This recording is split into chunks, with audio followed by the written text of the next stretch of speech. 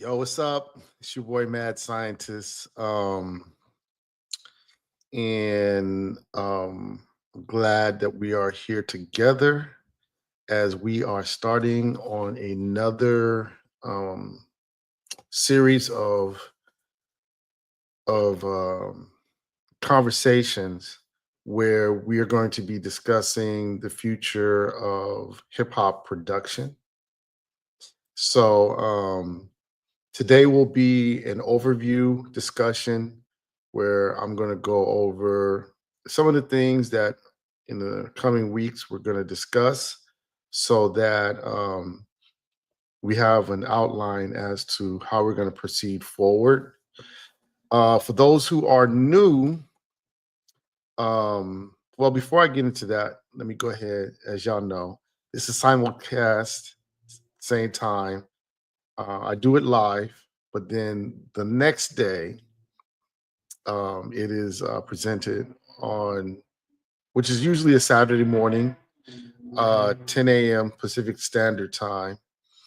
It's presented, to the radio audience on Saturdays at 10. So let me go ahead and read that introduction. Hey, what's up? This is Mad Scientist on an all new Power 97.5 LA. Today we are just talking music, where we bring you vital information about music production, promotion, and distribution every week right here. We on the Power 975 LA radio app. Download the app from your favorite app store or go to the website power975la.com. Once again, that's power975la.com. Okay. You can see at the bottom of the screen, I am on Power 975 LA Monday through Friday, 11 a.m. to 3 p.m. It's the Midday Madness show. And then on Saturdays, I'm on between 10 a.m. and 11 a.m. Okay, with the show that we call Just Talking Music. Now, usually, those who are streaming, you're like, isn't it nighttime? Yes, I usually stream these on Friday evenings, but then they're recorded and then sent through the radio station. Okay, on Saturdays at 10. Okay, so before I get into the actual meat of the conversation, what I want to be able to do is talk about something and discuss something that isn't really being talked about right now. Um, because I think that, and this is just my thoughts, I could be wrong, but I kind of feel like the reason why it's not being discussed, on a broader level is because I think we're all at a loss of words and action. And let me tell you exactly what I'm talking about. Um, this week, in fact, here's what I'm going to do. Let me make sure I'm going to do a little newscasting, right? Um, I'm going to do a bit of newscasting. So I make sure I get it right. Okay. Federal authorities arrest alleged LA street gang leader Eugene Big U Henley Jr. Investigators say he ran a mafia like enterprise and is charged with crimes, including drug trafficking. I'm not going to read the whole story because, I read it this week. But essentially, Big U is very well known. Okay. He is someone that, I live here in LA. I've never met him. But living here in LA, growing up, being raised in LA, you meet these type of people all the time. Okay. And you meet them so much, they become so much a part of just our society, our community. And we just kind of figure out, how to live with them. Okay. The music industry, specifically hip hop, is no stranger to, extortion. Part of, his charges spoke on extortion. Okay. And for a long time, we've heard people talking about the concept of checking in. When you come to LA, you got to check in, right? And, no one's ever really openly discussed it. No one's ever really said, gave a comment on it in depth. Now, some people have said, I'm not going to check in, or, they do certain things, but no one's ever sat down and had a full discussion about the concept of checking in. Okay.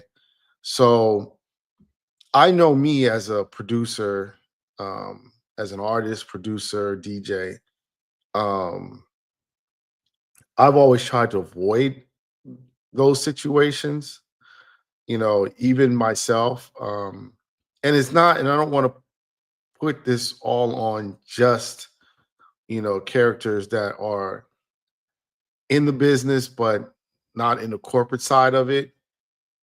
you know, I remember having an opportunity to sign to a major, and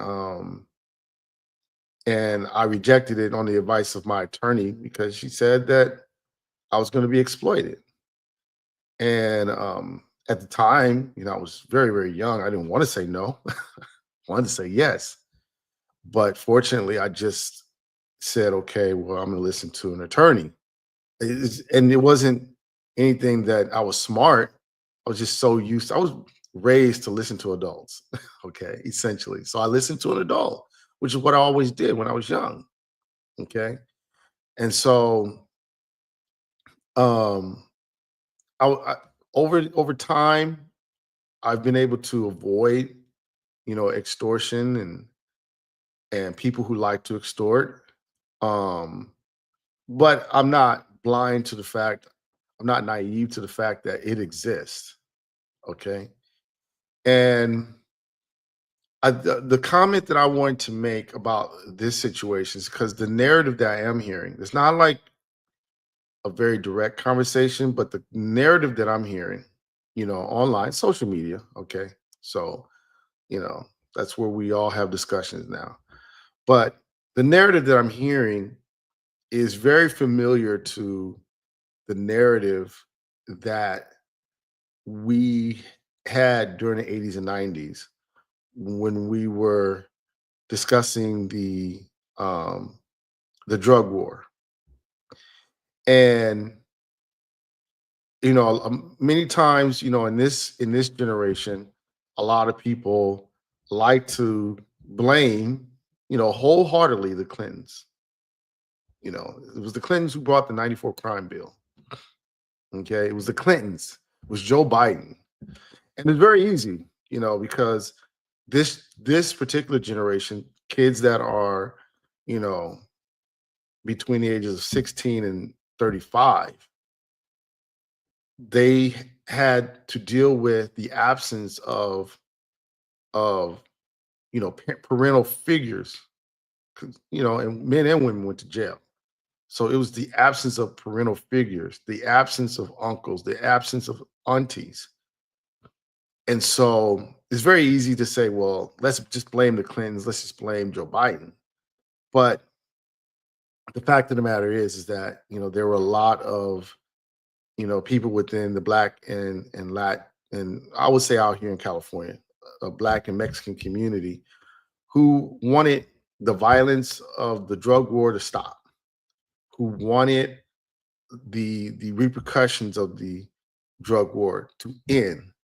And so these communities invited in, the opportunity for um, politicians and legislatures to create uh, really draconian, legislation, create and sign into law, you know, or to create laws. Like in California, we have a three-strike law, and we don't kill you. We don't have a death penalty, but we will lock you up for life. Okay. And the way you get those strikes don't always have to be activities that require that you would say, like, hey, you should go to jail for life. We agree that, yeah, you should have a punishment, well, a life sentence, and at the same time, we're not really understanding what that absence creates. So, in hip hop, we say a lot of times, how did these kids go from being a drug dealer to the drug user? Well, easy. When you have the absence of parental guidance, that's how you become a drug user. Okay. Um, so and to me, the epitome of this kind of narrative is during the Black Lives Matter protests where you had in Ferguson, police with full on armored tanks and weaponry that you would never imagine that you would need for US citizens, right? No matter what the age, but a lot of them were teenagers or young adults.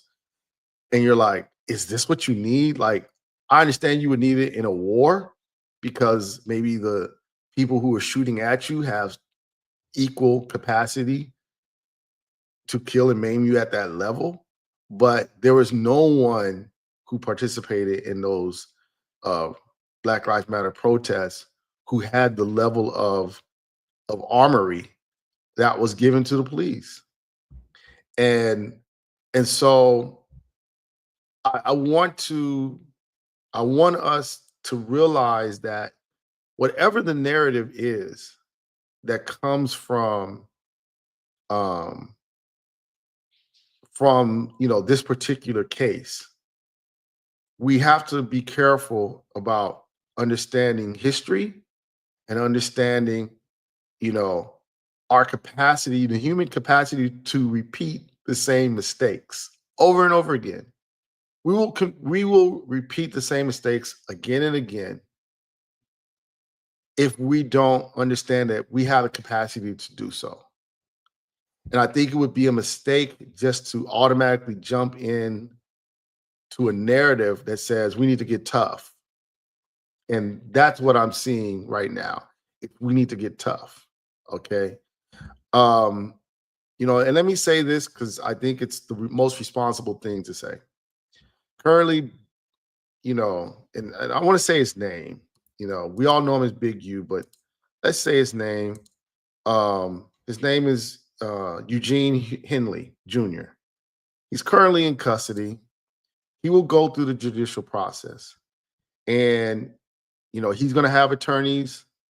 The FBI or the U.S. Department of Justice, they will have their attorneys, and they will both plead their case in a court of law. Okay, and a judge and a jury will hear the case and make a decision as to the guilt or innocence of Mr. Henley. That's what's going to happen. And if there are victims, those victims will either get justice or understanding. They'll get clarification. Hey, you might have felt like you were a victim, but actually, you know, you're not. You may still be a victim, but Mr. Henley is not the person. Or it will be Mr. Henley was the perpetrator of these crimes. You are a victim, and you are now going to receive justice. That's what's going to happen. Now, moving forward, I want us to understand that, and I want to offer this narrative because I think it's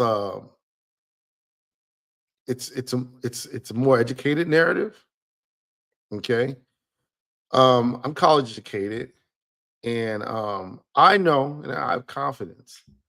I have confidence that we have enough people with a doctor in front of their name and a PhD at the end. We have enough, and we also have precedent.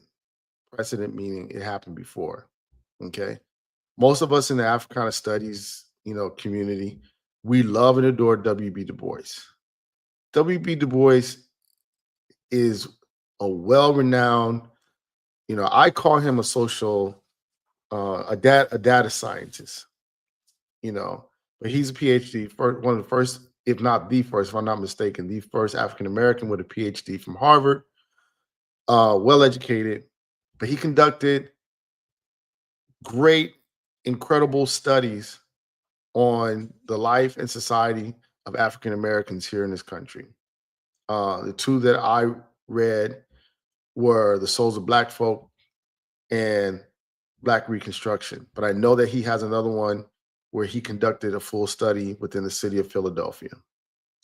So you have a precedent where a study can be done, information can be collected, data can be studied, okay, and a realistic, holistic solution can be presented to the community.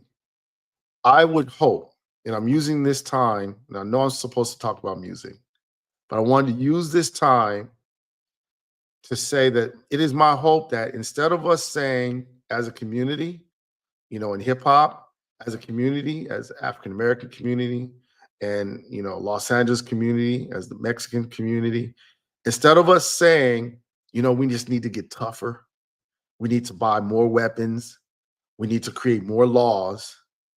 It is my hope that we take this time and these resources and our brilliant minds.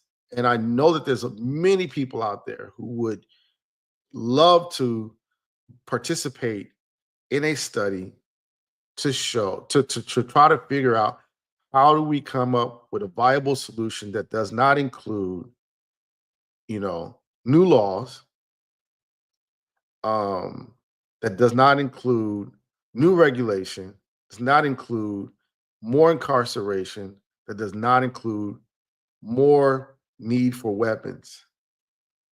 And I'll end this segment by saying this. It's well documented. Africans have been on this continent, as now there's some people who say before, but we'll just say for the purposes of labor. Okay. We've been on this continent since 1619. Okay.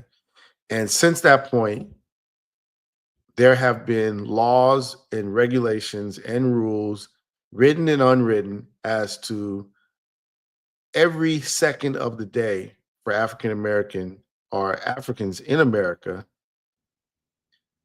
um, men and women, from the time we wake to the time we go to sleep. There have literally been laws, regulations, rules, written and unwritten, to regulate our every breath that we take from the time we're born until we pass away. And from 1619 until now, and you could do the math on the years, we're still in the situation where we're not totally satisfied with the condition. We're still not totally satisfied with the living conditions, the mental uh, conditions, the social conditions of Africans here and Americans that are now we're called African Americans. So just writing new laws, just creating new legislation is not going to be the answer. Like I said before, humans love making the same mistakes. It's like we're addicted to it. We like making the same mistakes over multiple times. It makes us feel like, hey, you know, we know what we're doing because we're making the same mistake. I would like to see us change, try something different. Um, Hopefully, this does not sound like an excuse for Mr. Henley. I don't believe that anybody should get exploited, but at the same time, I'm interested in knowing, you know, why he chose to do the things that he did, if he did do them, and what he needed in order that he could feel comfortable making different decisions. What did you need? What were you missing? Now that you've gone through this process, and maybe let's say he's guilty, right? We can sit down with him and say, okay, now that you've gone through the process, what did you need in your life to make you say, I'm gonna make a different decision? And I'll end by saying this. I was looking at the documentary or an interview for Freeway Rick. And for those who live out here in LA, you know who Freeway Rick is. And it was crazy because he says, how he got started, selling crack is, you can look him up, Freeway Rick. He just wanted rims for his car. It was like $3,000. It was like, I just wanted rims for my car. And he was a young kid. He was like 17, 18 years old, and he just wanted rims for his car. And I remember, when I was in high school, I wanted a car, and then I wanted the car to look nice. But I had a resource. I had parents, I had a dad who said, okay, I'm gonna get your car, you know, and he handled it. So it never occurred to me to have to, commit crime in order to get what I needed because I had parents who provided that for me. Um, but it stuck to me. Freeway Rick did not say, I want to become the biggest drug dealer in the history of Los Angeles. I want to destroy the Black community. I'm interested in destroying the Black community. I'm interested in creating crime. I'm interested in creating violence. I want people to join gangs and start killing each other over trying to make money. He didn't say that. He said he wanted rims for his car.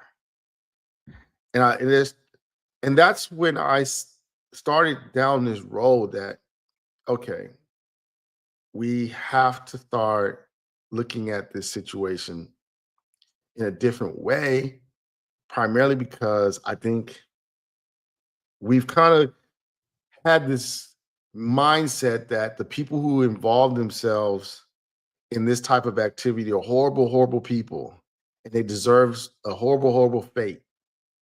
I'm pretty sure there's victims of Big U who feel like, yes, in fact, or Mr. Henley, I was looking online and there was a young lady who said she hopes that he gets justice because he definitely deserves it.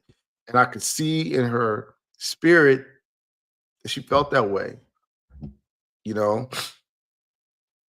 Um, but at the same time, I'm not sure that, Mr. Henley started down this path saying, it is my goal. Or maybe he did. Maybe he is that psychopathic person, right? Who said, no, no, no, this is what I wanted. Then we need to know that. And we need to find out, okay, who are these people and how do we identify them quick and how do we, separate them from the community, right? But I don't know.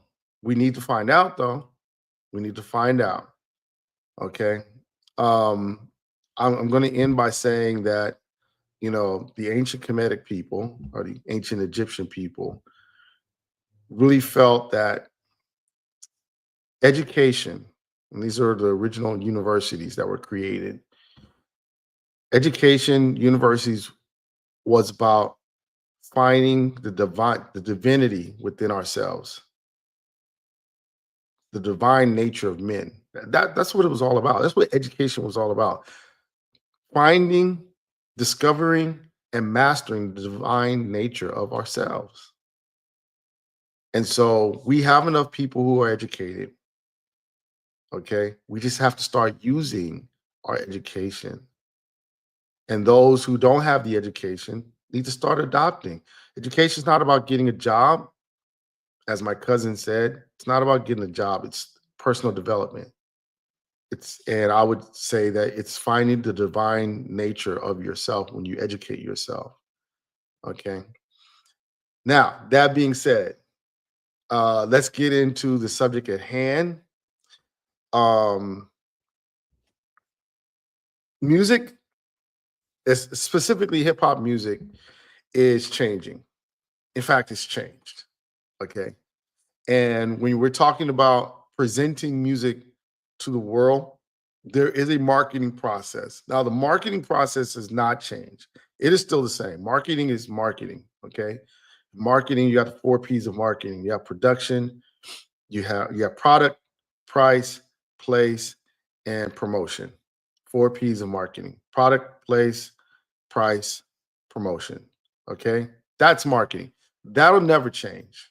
That's how it's been, and that's how it will be moving forward. What is different now is that the responsibility for the marketing of hip hop music will fall on the producers of hip hop music, will fall on the content creators of hip hop music. So, therefore, it becomes imperative that as hip hop creators, we learn how to properly market our music. So, that's what these weekly discussions are all about. It's understanding how to become not just a music creator, but a music marketer. Okay. And the world being as it is, majority of the world is capitalistic, and even the ones that are communists or socialists have adopted portions, have taken portions of their society and and allow capitalism to flourish. So it is important that creators of hip hop music, hip hop art, hip hop content understand fully how to market their own creations. The benefit of learning how to market your own creation is that it allows you to share more into the profit, because that's what capitalism is all about. It's generating profit. Okay. And previous to this period of time, the lion's share of the profit went to those who provided the capital, provided the money, and those who created the product were left with limited opportunities to make money, uh, limited ownership of the product that they're creating, okay, and limited access to the market. Specifically, you know, I think of from a historical perspective, um, at the end of the period of enslavement, there were many African Americans who said, they're American at that time, who said, I'll go ahead and start growing cotton and picking cotton, because they thought, they had the feeling that if I have the cotton and it's ready to go, I'll have access to the market. And what they found, to their detriment, is that they did not have access to the market. So they could have the greatest product, but without that access to their market, then the product meant nothing. And so now, here, moving forward, you can have the best product, the best song, the best beat, the best lyrics. But if you don't have access to the market, then you don't have anything. And that's what's important to understand. And so what um my intention is to teach you how to prep your product, and then access the market and be able to promote your product, so that people, from anywhere, and right now, the greatest thing about this time is that you have access to anybody with the internet. Now, there's supposed to be 7 billion people on the planet. Not all 7 billion people have the internet, but even if you got 1 billion people in this marketplace, that's a lot of people. If you sold any product to 1 billion people at just $1, right? I'm pretty sure some of us, if they came to me and said, "Hey, look, 1 billion people are going to buy something from you, but they're only going to pay like a quarter," I I'll take it. You know, I'll take that, and that's why I'm in this hip hop space, because I know that I have access to millions of people, and at no matter what the price is. If it's $1, great. If it's a quarter, okay, I'm good with a quarter. You give me a million people and a quarter, and all million people buy something for a quarter, that's $250,000. All right, I'm good with that. Okay. So um that's the benefit of understanding marketing, and that's the benefit of chiming in every week and listening, so you can have an understanding of what we need to do, what you need to do, um, as a hip hop creator, okay? Because this is a great time. And here's the thing: I'm not someone who is a billionaire and just kind of like, I got something to sell you because, and I'm a billionaire. So the quickest way to make a lot of money is exploitation, right? So, hey, listen to me and I'm going to sell you something. And then, like I'm in real estate, and they say the best way to make money in real estate is figure out something to sell a real estate agent. You know, figure out a book, figure out a system to sell a real estate agent. You'll make way more money than if you selling the house. Okay. So, that's not what I'm doing. This is not a situation where I'm like, hey, let me sell a lot of artists this dream. No, I'm going through the same thing you're going through. Okay. I'm literally going through the same thing you're going through. Okay. Every day, every week. And so I'm discovering new things. One of the things, I'll give you an example. One of the things I'm discovering, and when I figure this out down to a science, I'm going to have a series on it. Um, I'm learning how to make my own kick. Now, I'm not learning from the sake of I want to sell packs. Okay. There's a lot of people out there that know how to make kicks, but their interest is selling you a pack, right? Hey, buy this kick. But what I've discovered, yeah, I have access to kicks. Come on, I can go, just go get a subscription from Splice. They got millions of kicks in there. Just pick one, right? Um, but here's the problem. And this is where we're going to start getting into the discussion. The issue is, and this is why I wanted to do this series, the issue now for hip hop is loudness. People always say like, oh, the loudness war has already been debated and won. You got to be loud. Well, hip hop has never engaged in the loudness war officially. Okay. It's never been an official, all right, let's fight about this. Let's discuss this, right? If a song is loud, it's loud. If it's not, it's not. And I actively DJ, and there are some songs that are very popular that are not loud at all. I have to push them up. I have to peak them out in order for them to sound as loud as modern music. Okay. And I can only peak it so much, right? And I'm not talking about music from the 90s. I'm talking about music now. And then there is some music that just they get it. One example of that is 310 Baby. His music is loud. Okay. Whoever is producing 310 Baby, they get it. Okay.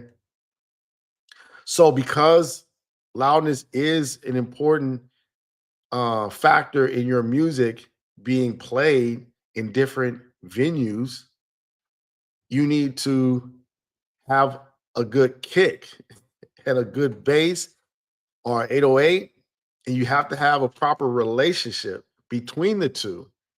And just buying a pack, trust me, if it was just a middle, if it was just as simple as buying a pack, and Isotope has a new tool now, it's called a phase.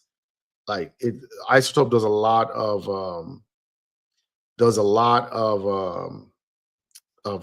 artificial intelligence.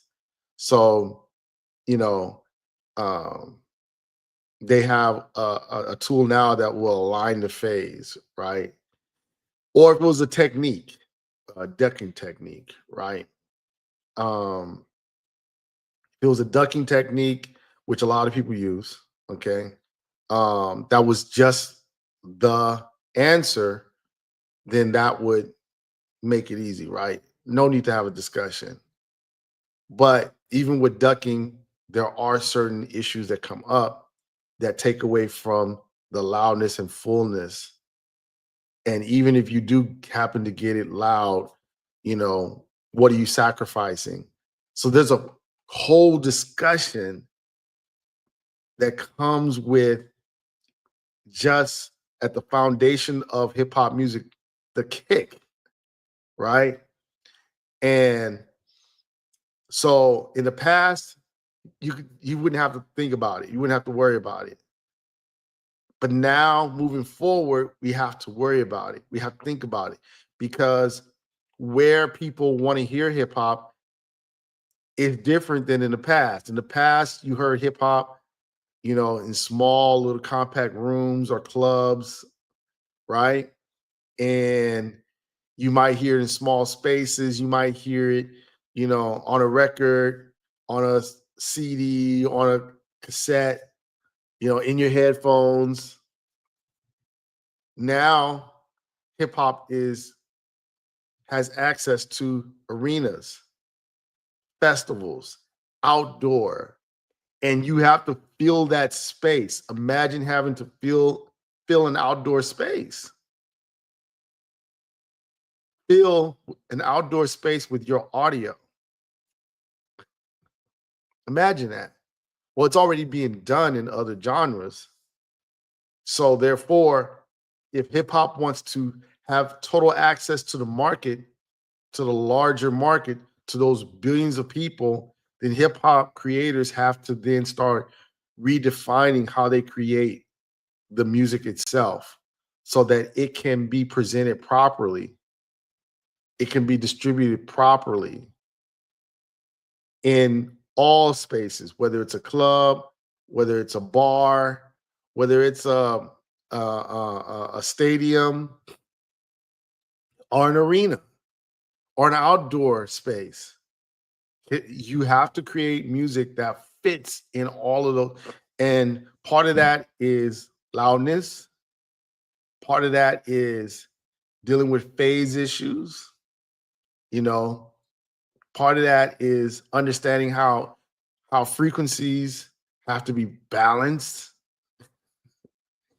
And so what we're going to do during the next 4 weeks is discuss how various tools can be used and why.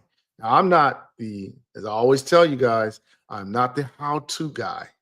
Okay, so I'm not going to sit here and say, well, listen, this is a compressor and let's go on a deep dive on how you use compression. I'm not going to do that. What I'm going to do is tell you why, so that when you get the compressor, and I'll tell you why it's important to understand why. Because if you turn on YouTube, especially my algorithm, I'll tell you, you turn on my algorithm, you're gonna be like, wow, you're really obsessed with this music. Because all you see is musical creators, music, why, discussion about music, plugins.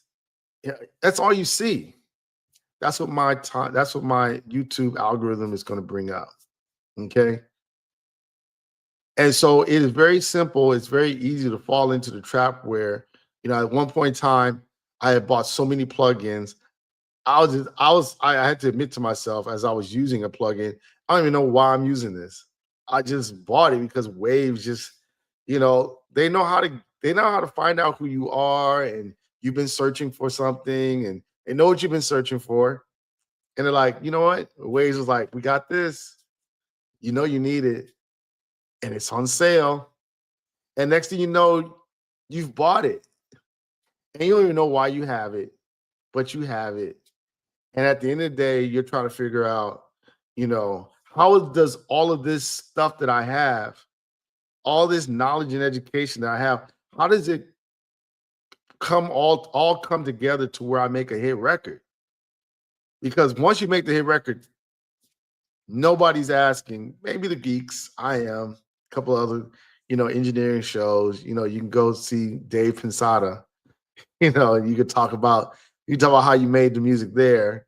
You know, you can go see. I can't think of his name right now, but uh, he called himself the nerd.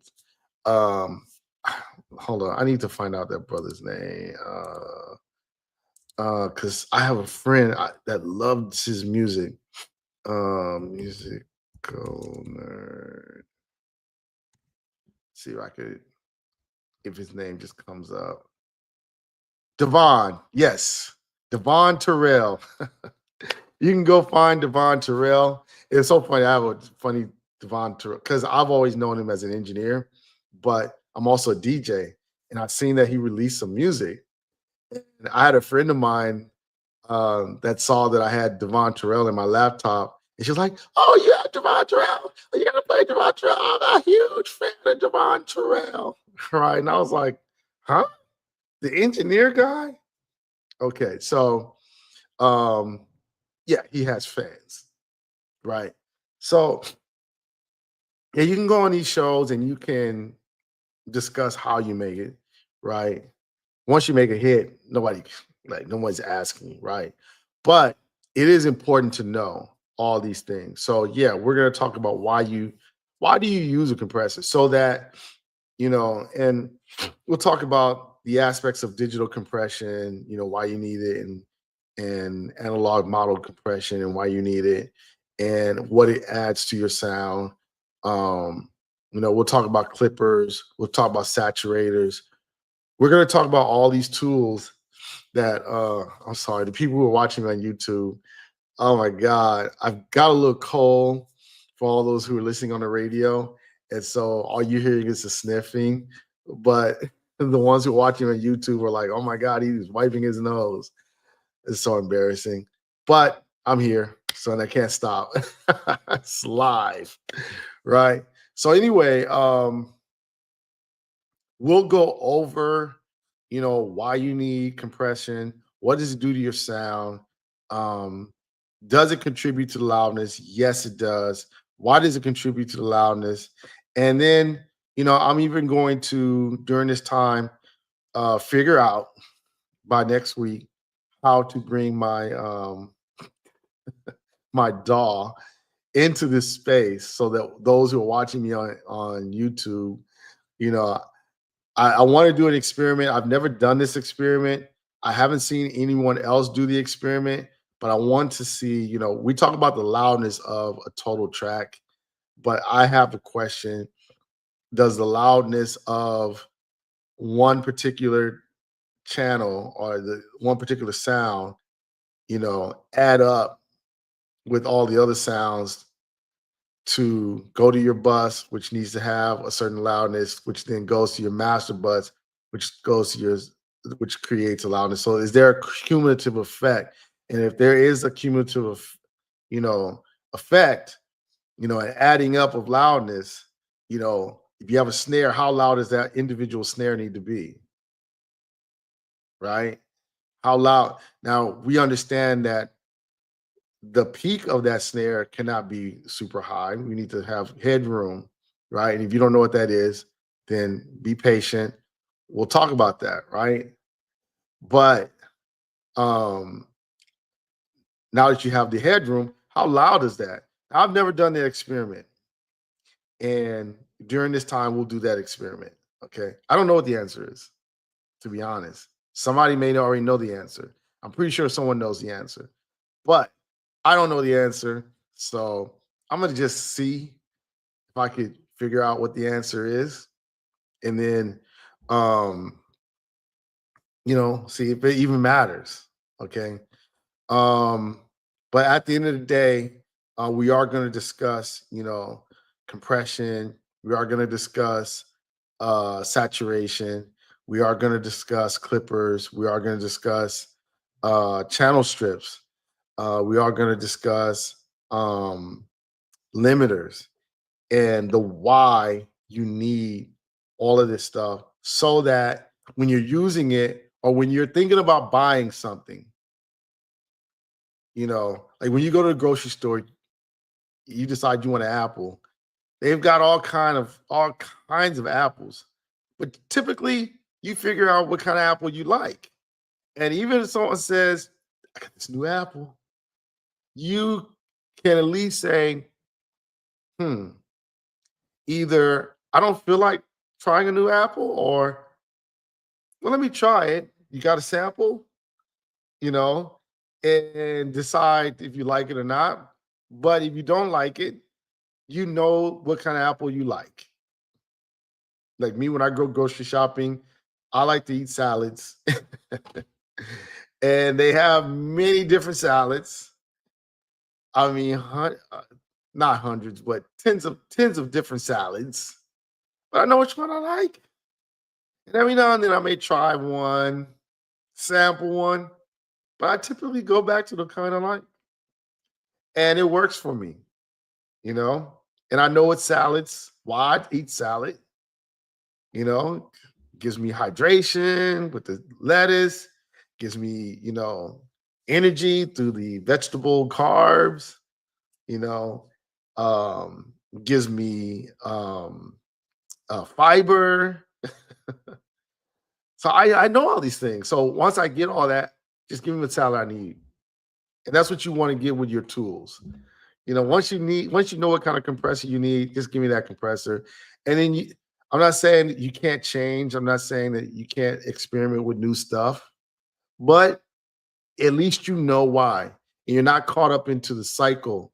Because and I want to say this, for the next 5 minutes that I have.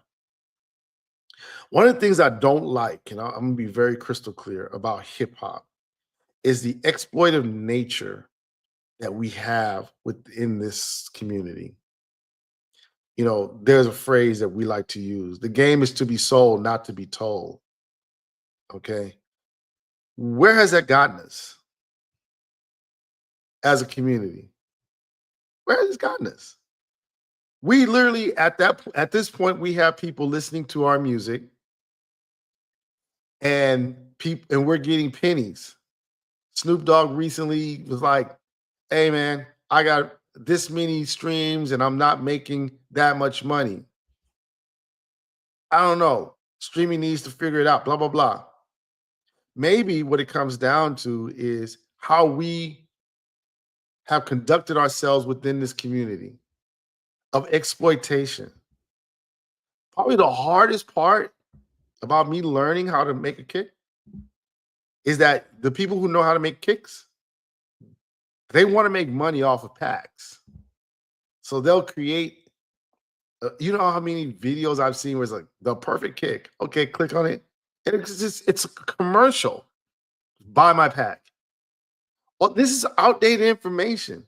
Yeah, that would have been relevant 5 years ago, but it's not relevant today. That's cool. I got to go take the time to learn how to make my own kick. But we've got to get out of this exploitive nature within the industry that says if I gift to you, somehow you're going to blow up and I'm going to be sat back here with nothing. No, that's not how life works. That's not how the energy of the universe works. The energy of the universe works is you get out of it what you give.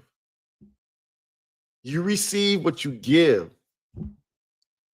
So if you're an exploiter, you're going to be exploited. That's just the nature of the universe. If you are an exploiter, you will be exploited. If you are a giver, you will receive in return. Anyone who's been successful, everyone talked about the guy Mackey. He's a new black Captain America, right? Mackey. He's like, when you're successful, somebody's giving you that success, right? And he got a lot of backlash for that. If I were to talk to him, I would like to amend it.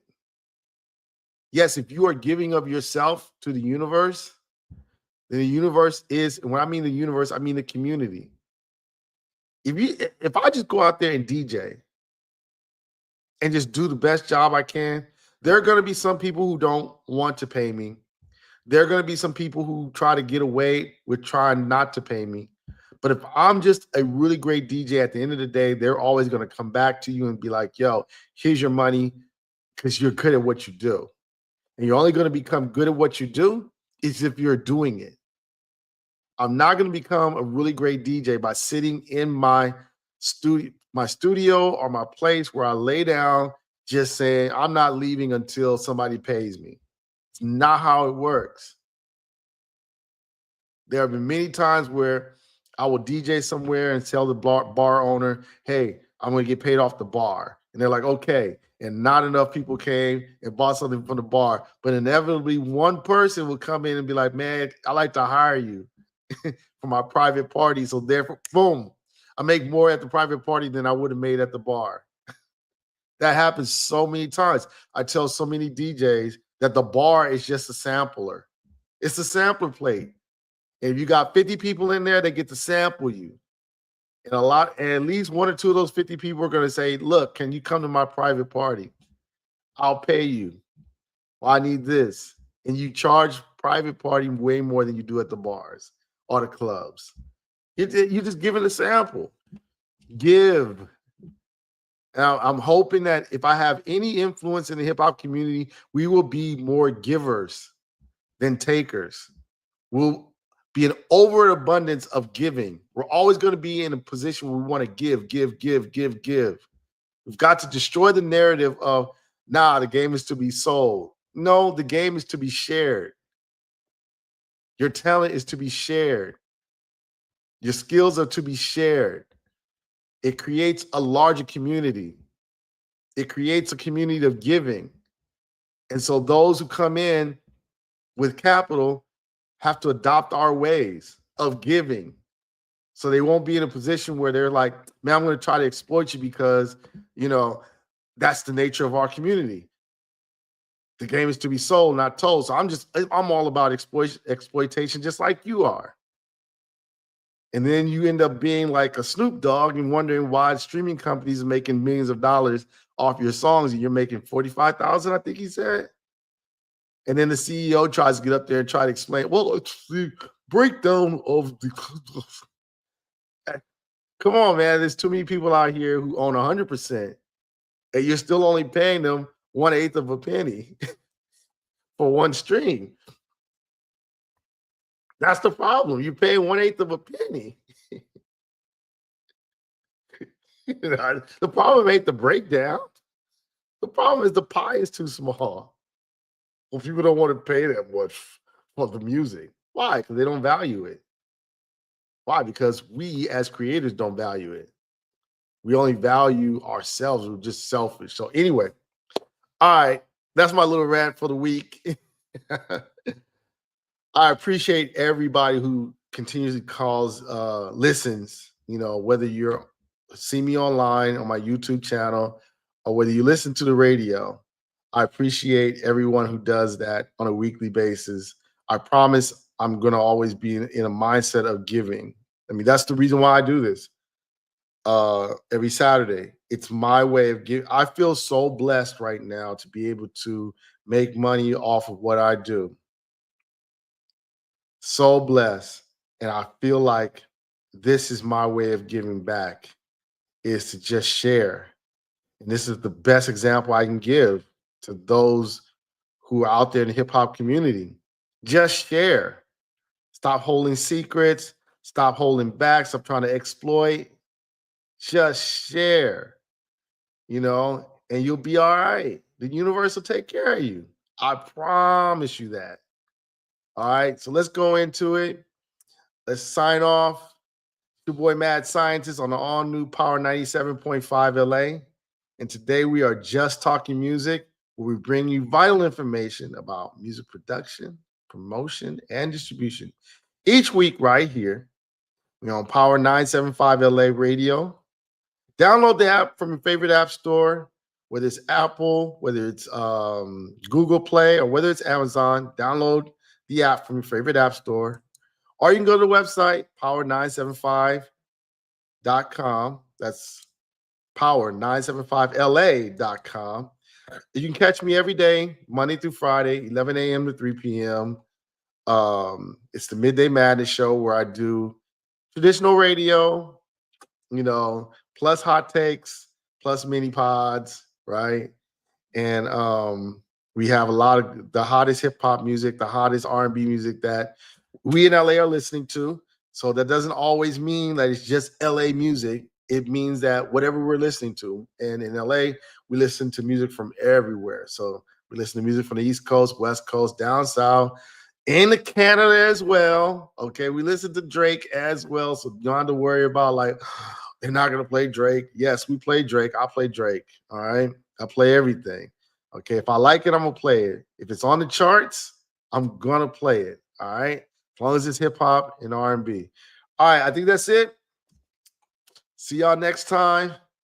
See y'all next Saturday or see y'all next Friday for live. You guys be safe out there. Peace out.